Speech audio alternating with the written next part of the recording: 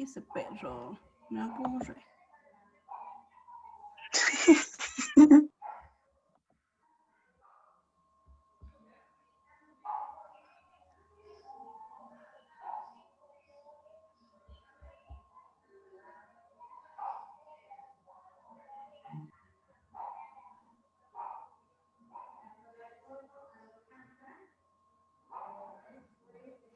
¿Sabes qué me ha dicho?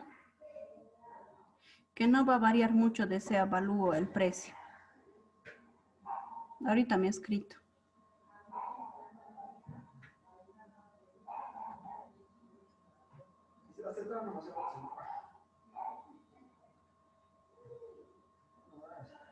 Sí, pero ahorita tengo clases, Alex. Entonces no digas ya nomás.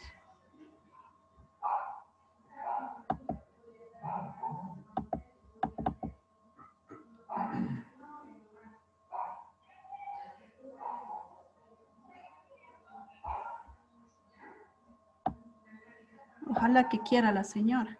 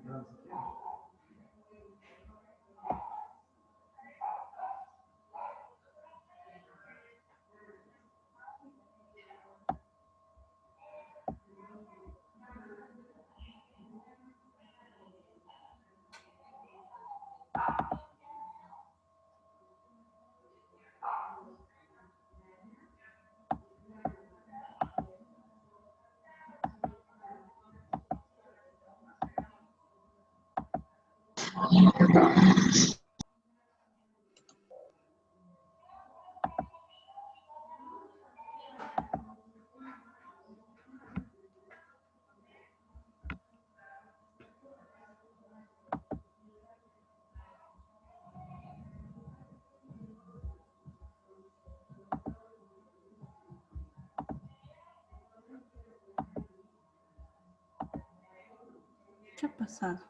¿Qué ha pasado con mi reunión? ¿Dónde está?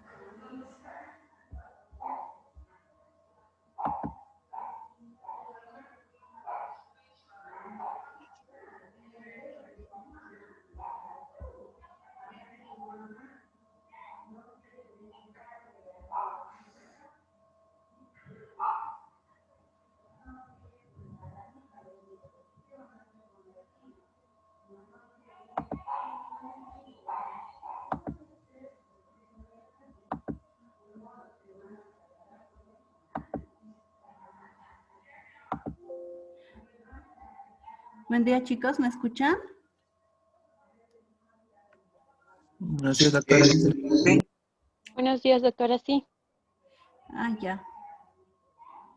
Entonces, continuamos con la presentación de ayer, por favor.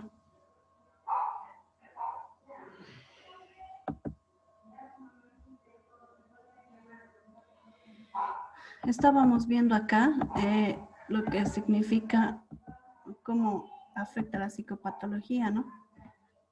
Normalidad, decíamos que viene a ser como un término que tiene diferentes connotaciones, tanto en la Academia Española, en latín y demás, ¿sí? Que dice que algo que tiene que ser como una regla, como algo fijo, como una forma o una magnitud, de acuerdo a lo que se va fijando, ¿no? Y esto tiene diferentes criterios, hemos visto dentro de lo social, de lo estadístico, de lo patológico, lo adaptativo, lo funcional.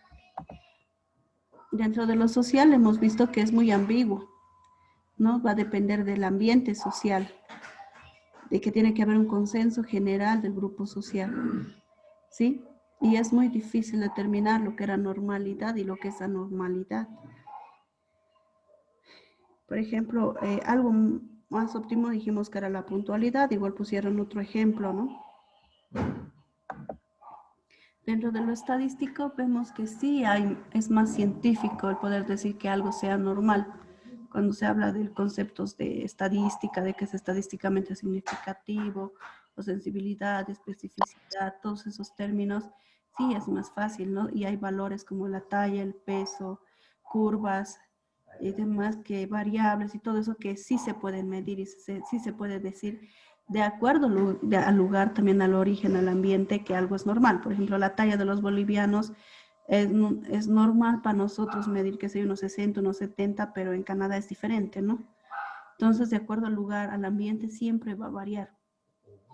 Pero no es igual, y esto no puede ser aplicado al comportamiento y a las conductas.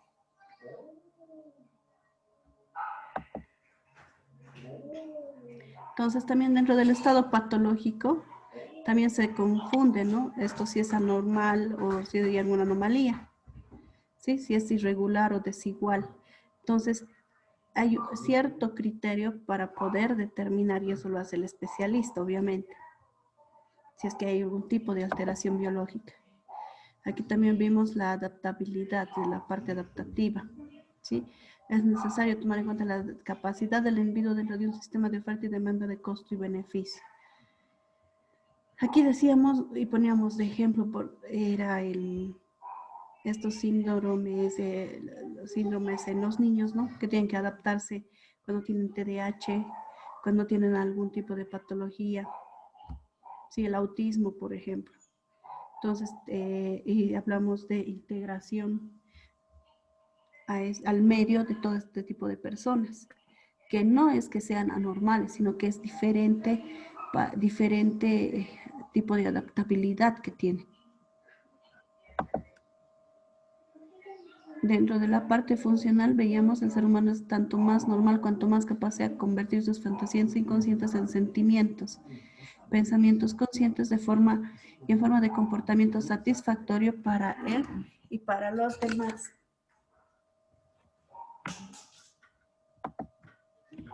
Se goza de normalidad o salud mental cuando la persona tiene mayor conocimiento de sí mismo, comprende claramente su conducta y sus sentimientos, tiene mayor autoestima y no se desprecia a sí mismo, ¿no? Sentir tranquilidad con otras personas, se siente aceptado por el grupo. Hay personas que solo ven defectos o que están muy ensimismados, que son muy histriónicos, que no están aceptados por el grupo y que tampoco aceptan a los demás, andan criticando, ¿no? Que estás aquí, que estás allá, que no puedes esto. Entonces, estas personas parecen normales y no son normales. Dentro de su salud mental puede que exista algo malo, puede que tengan alguna falencia, algún estrés, alguna falencia del pasado, ¿no? Entonces, también se puede decir que alguien es normal cuando actúa con espontaneidad y libertad de acción en diversas situaciones sociales. Si no está estresado, porque tienen bastante estrés los pacientes que tienen, no son anormales los autistas, no tienen, es diferente la conexión que ellos tienen, pero sí tienen este estrés social, ¿sí? Tienen capacidad de brindar y de aceptar afecto y mantener buenas relaciones satisfactorias. Pero si hay alguien que tiene miedo a hablar a los vecinos, por ejemplo, o no quiere ni saludarles, ya se dan cuenta que no es normal, ¿no? O si no es capaz de satisfacer sus deseos corporales sin sentimientos de venganza o culpabilidad. Entonces, hay ciertos factores que a veces puede ser que haya alguien que parece normal y no lo es, ¿sí? Y su salud mental está afectada de una o de otra manera. Y a veces no se dan cuenta. Peor si los padres nunca se han preocupado de ellos y nunca les han hecho una evaluación. Concepto y consideraciones generales de la entrevista psiquiátrica. Entonces, ¿por qué a veces tenemos que ir al psiquiatra? ¿Quién es el psiquiatra? Es un médico especialista, ¿sí? Que es el que va a ver la parte de los trastornos psiquiátricos. La próxima semana tienen su trabajo sobre lo que es lo normal, el funcionamiento de las funciones mentales superiores, lo normal. Tenemos que ver como en fisiología, primero vemos lo que es normal y después vemos patología. Sí, igual acá, para poder entender un poco de psicopatología, tenemos que entender un poco cómo funcionan las cosas correctamente. Y aún así, como médicos generales, nosotros no podemos dar un diagnóstico. Podemos creer, pensar, llegar o sea, diagnóstico presuntivo. Sí, pero es el psiquiatra el que va a tener la última palabra. Registro completo realizado de forma confidencial a todo tipo de paciente psiquiátrico atendido por primera vez, donde se establece un diálogo que es entendible, donde se comprenda qué es lo que está pasando con el paciente. Sí, entonces, ¿qué hace? Analiza el tipo de relaciones interpersonales que maneja este paciente. ¿Sí? ¿Para qué? Para obtener un tipo de información. En la historia clínica necesitamos tener una información completa y detallada. Estudiar las actitudes y los sentimientos del paciente ante su enfermedad. Observar la conducta no verbal del paciente, no cómo se comporta, qué es lo que hace, si ni bien entra al consultorio y está dando vueltas o está hurgando las cosas, porque hay pacientes así, ¿no? O están inquietos o están estresados, ¿sí? Entonces se tiene que ir analizando las relaciones que tiene y cómo se han visto alteradas debido a la condición actual. ¿Qué es lo que está pasando con el paciente?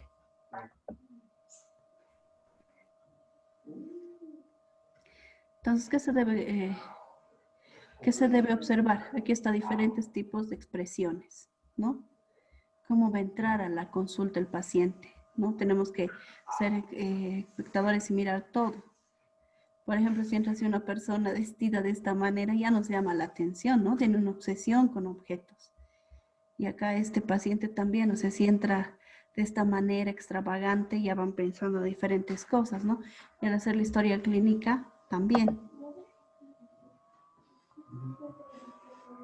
Entonces, cuando se hace la entrevista, por ejemplo, en algunos niños, puede ser no es directa, ¿sí? Ni tampoco es, puede ser estructurado, semiestructurada. ¿Sí? Se sientan, hablan, conversan, sacan algunas conjeturas, tiene que hablar el paciente. Algunos niños, por ejemplo, los encierran en una cámara y tienen que ver el comportamiento o mediante los dibujos se tiene que llegar a algunos diagnósticos, ¿no?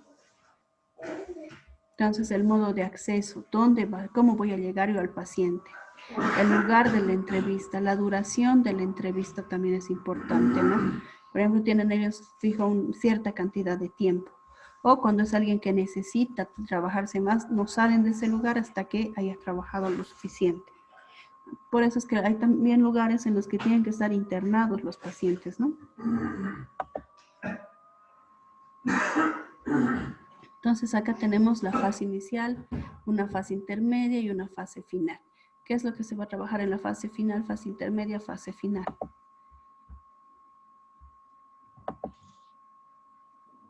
En la fase inicial, el paciente se lo va a ver, o sea, se tiene que trabajar la historia clínica psiquiátrica. Tenemos que realizar la historia clínica. Y esa es una práctica que vamos a hacer. Les voy a pasar fotitos mediante el WhatsApp, yo creo, o tal vez una presentación de cómo es la historia clínica psiquiátrica. ¿Sí? Pero ¿qué tenemos que tener en cuenta? Es el paciente como individuo, ¿sí? Es como persona. ¿Cuál es su motivo principal de conducta? Muchos de ellos no van solos, van acompañados porque la esposa ya no lo aguanta o porque los padres están preocupados, ¿sí? O porque ha tenido problemas en el trabajo o ha tenido una crisis. Capacidades adaptativas premórbidas, antecedentes psiquiátricos, médicos familiares de trastornos psiquiátricos. Aquí es muy importante ver los antecedentes, ¿no? Porque lastimosamente hay algunas patologías que son hereditarias, y eso ya hemos revisado. Datos del desarrollo del paciente. ¿Qué se tiene que ir viendo después? Entonces, tenemos que ir verificando que nuestra hipótesis diagnóstica se vayan confirmando, ¿no? Afinando un diagnóstico. Dentro de los factores puede haber influencias biológicas, psicológicas, culturales, familiares, sociales, que pueden hacer variar esto.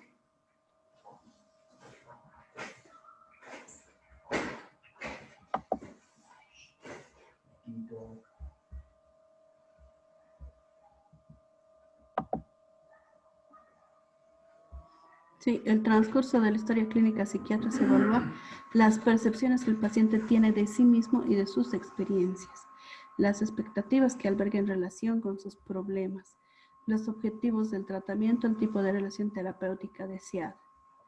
¿Sí?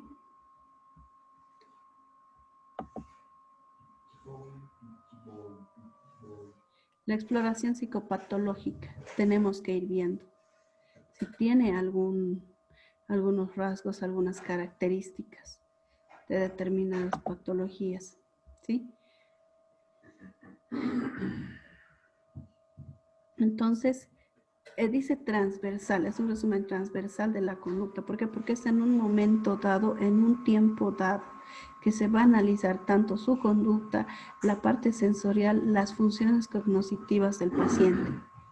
Sí, la información relativa del estado psicopatológico del paciente, cómo se obtiene de manera informal durante la entrevista psiquiátrica o de tests informales.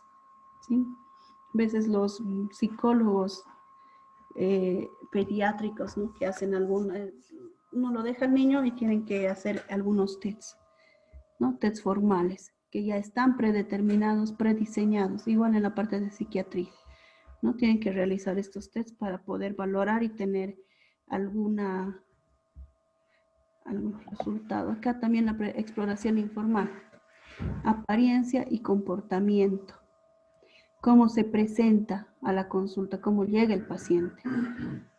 ¿Sí? ¿Cuál es el contacto visual? ¿Realiza contacto visual? ¿No realiza? ¿Esquiva la mirada? ¿Qué es lo que pasa? La actitud del mismo, el estado de ánimo, la calidad y cantidad del discurso, habla, no habla, se inhibe, se cohíbe, está asustado, el contenido del pensamiento, el curso del pensamiento.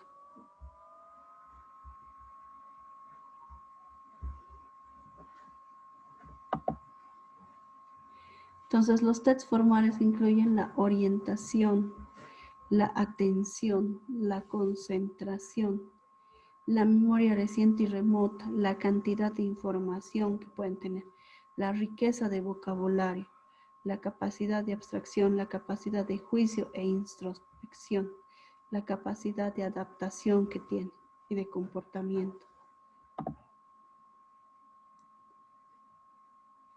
La entrevista psiquiátrica abre la puerta a la comprensión multidimensional del paciente como persona.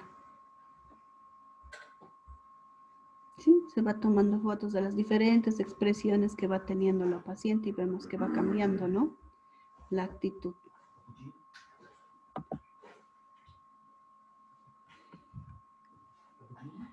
También tenemos que ir viendo los rasgos psicológicos del paciente. Cómo se relaciona el paciente con su entorno. Las influencias sociales, religiosas, culturales, significativas de su vida. Hemos dicho que este punto es significativo, ¿no?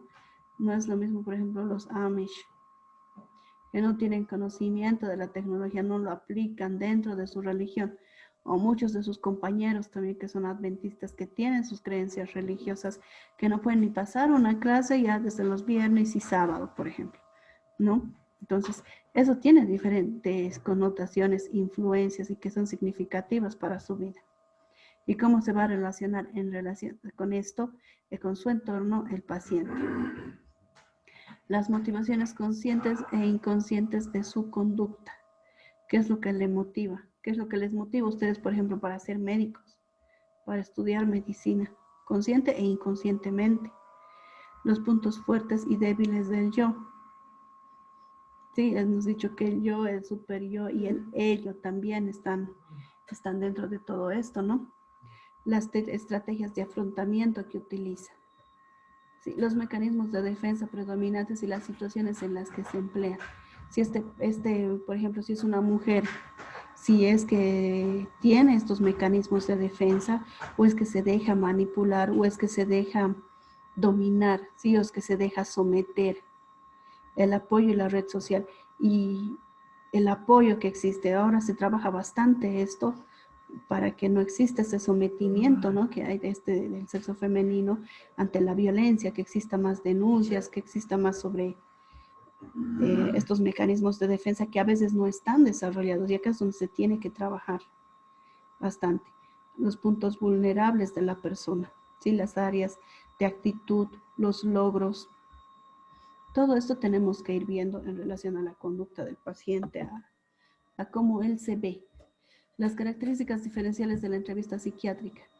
Acontecimientos significativos de la vida del individuo. ¿Qué es lo que le ha pasado? ¿Qué es lo más significativo que ha vivido ese paciente? a veces tienen traumas, ¿no? El fallecimiento de los padres a edad temprana, el que hayan viajado a cierto lugar, cambiar de hábitos, de costumbres, a veces marcan a los niños y eso queda sin resolver y siguen creciendo. Y hemos dicho que si van dejando lagunas o van dejando problemas que no se resuelven o no se ha pasado de una etapa a otra de la manera adecuada, no ha habido el apoyo porque quedó huérfano o porque tuvo algún trauma y nunca lo habló. Por ejemplo, hay niñas que han sido maltratadas, ¿no? Sexualmente incluso, y nunca han hablado. Entonces, estos acontecimientos significativos de la vida tienen sus consecuencias después, posteriormente, cuando ya son mayores. La identificación de personas importantes para el paciente. Y hay gente que, por ejemplo, no tiene papá o no tiene mamá, ¿no? Y carece de ese tipo de identificación. Entonces, busca esa identificación a veces. Decimos, hay jovencitas o mujeres que se casan con personas mayores. ¿Por qué? Porque nunca tuvo un padre y buscó más que un esposo, más que un compañero, buscar un padre, ¿no? El tipo de relación interpersonal mantenida que tienen a lo largo de la vida, cómo se ha sabido sobrellevar con la pareja, cómo se ha sabido sobrellevar entre compañeros, ¿sí? Y a veces uno no sabe y tiene que aprender. En la etapa en la que están ustedes también tiene que haber una relación interpersonal y hay que saberla trabajar. Todos son tan distintos, todos tenemos algún problema o algún área que falta desarrollar, que falta sobrellevar. Y en medicina lo que se desarrolla es bastante el carácter, la actitud, ¿sí? Entonces, la relación interpersonal y el trabajo en equipo hay que desarrollarlo bastante. Porque en medicina no se trabaja solo, no se opera solo. Ni siquiera un solo cirujano puede operar. Necesita su segundo cirujano, su ayudante, su instrumentista, su anestesiólogo, su enfermera circulante. Entonces, se necesita trabajar en equipo, ¿sí? Identificación de los principales factores que han influido en su desarrollo, tanto biológicos, sociales, psicológicos. Hay gente que logra superar esto, ¿no? Hay gente con bastante dinero que pudo superar muchas crisis, tantas económicas, sociales, psicológicas. Obama, por ejemplo, tiene un horizonte, un proyecto claro, viene desde abajo y eso es valorado, ¿no? Ha sido valorado por muchos. Entonces, ha influido los factores sociales, psicológicos para poder seguir adelante.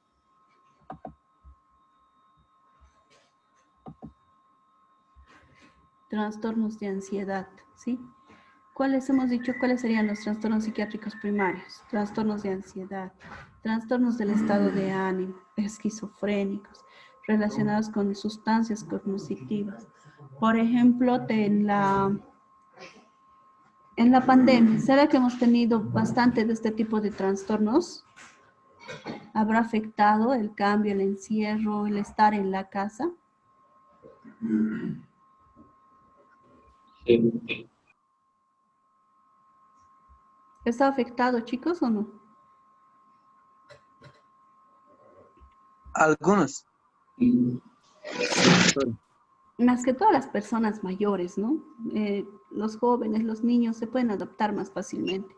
Pero estos trastornos... Nosotros que tenemos los niños, ¿no? Los niños. Nuestros hijos chiquitos. Es muy difícil vernos nuestros hijos así como aislados.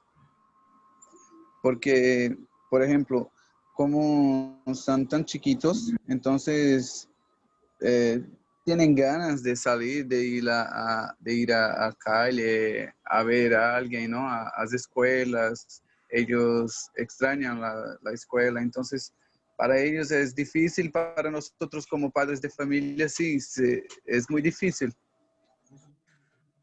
Exacto, para los papás ha sido complicado, y es complicado, ¿no? Personalmente también tengo que estar pendiente de las clases de mis hijos, de la casa, del trabajo, de mis estudiantes, de todo. Y al final uno termina estresándose, termina con ansiedad, varía el estado de ánimos y por lo menos no sale afuera a respirar aire, ¿no? Peor los que viven en condominio, en edificio. Entonces, sí afecta, ¿no? Y hay que tratar de identificarlos. Algunos psicólogos, psiquiatras han empezado a dar consultas gratis también. había que llamar a ciertos números para contactarse.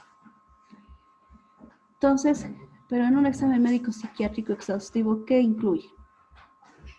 La predisposición genética familiar es muy importante. Tenemos que ver, ¿no? Si dentro de la familia tenemos alguien con un trastorno obsesivo compulsivo o tenemos algún paciente familiar que haya tenido esquizofrenia, entonces es complicado. También los factores oncológicos, por ejemplo. Yo lo digo en chiste, pero creo que es verdad también, ¿no? Antes de tener una relación, de casarse, hay que hacer una historia clínica exhaustiva de la otra persona.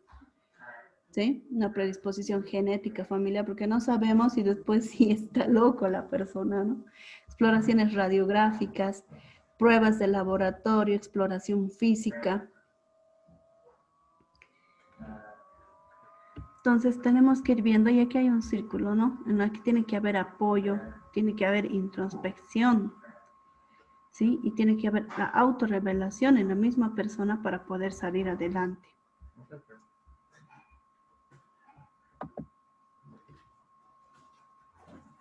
Entonces, ¿cuáles serían los elementos terapéuticos clave en la entrevista? La disposición a compartir información. El paciente tiene que estar convencido de que necesita ayuda y de que tiene que hablar con el psiquiatra, ¿sí?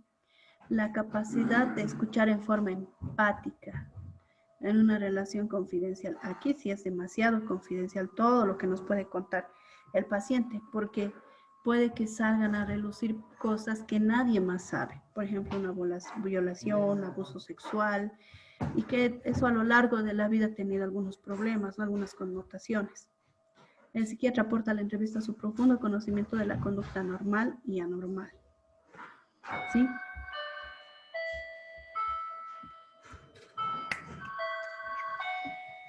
Su dominio de principios psicodinámicos para comprender la complejidad de los rasgos de personalidad del paciente, sus conflictos psicológicos principales, los mecanismos de defensa, aspectos biológicos positivos y negativos, y las capacidades adaptativas.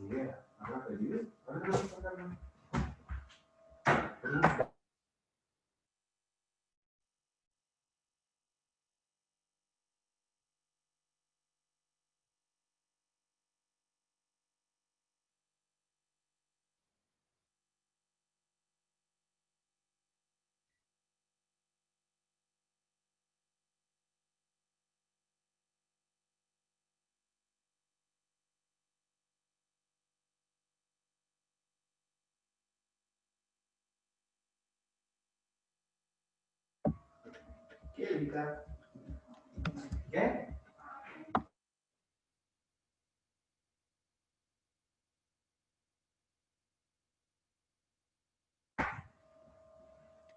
Ya está medio complicado mi internet, chicos. Entonces, pasamos a la siguiente diapositiva. ¿Cómo creen que tendría que ser la relación entre el psiquiatra y el paciente?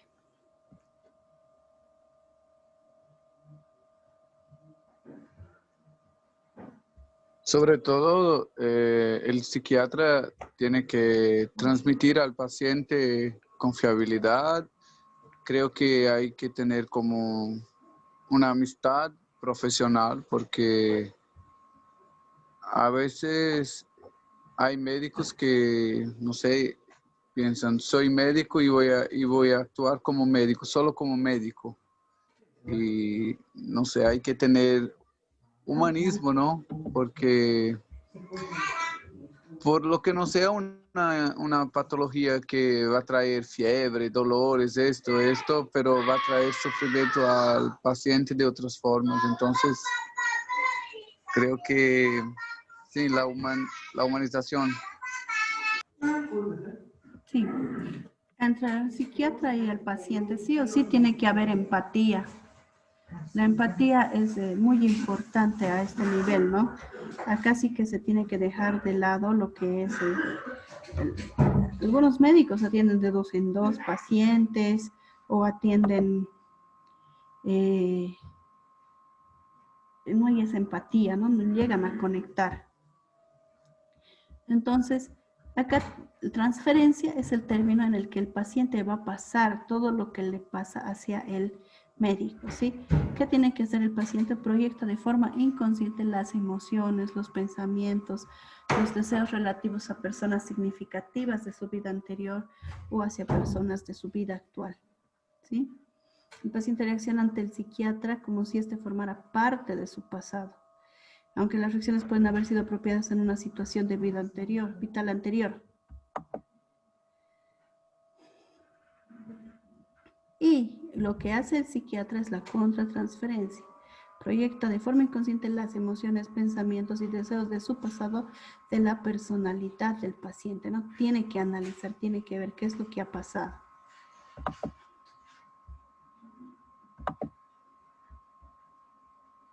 ¿Qué está bien y qué está mal? Alianza terapéutica.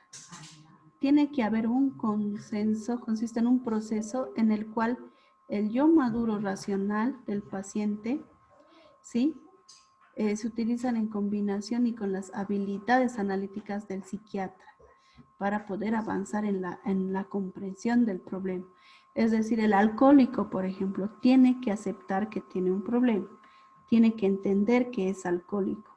El drogadicto también tiene que entender que tiene problemas con sustancias que no le hacen bien. Y si no tiene esa capacidad de entender para poder seguir avanzando, no hay esta alianza terapéutica, no se puede conseguir. Sí, que salga adelante el paciente.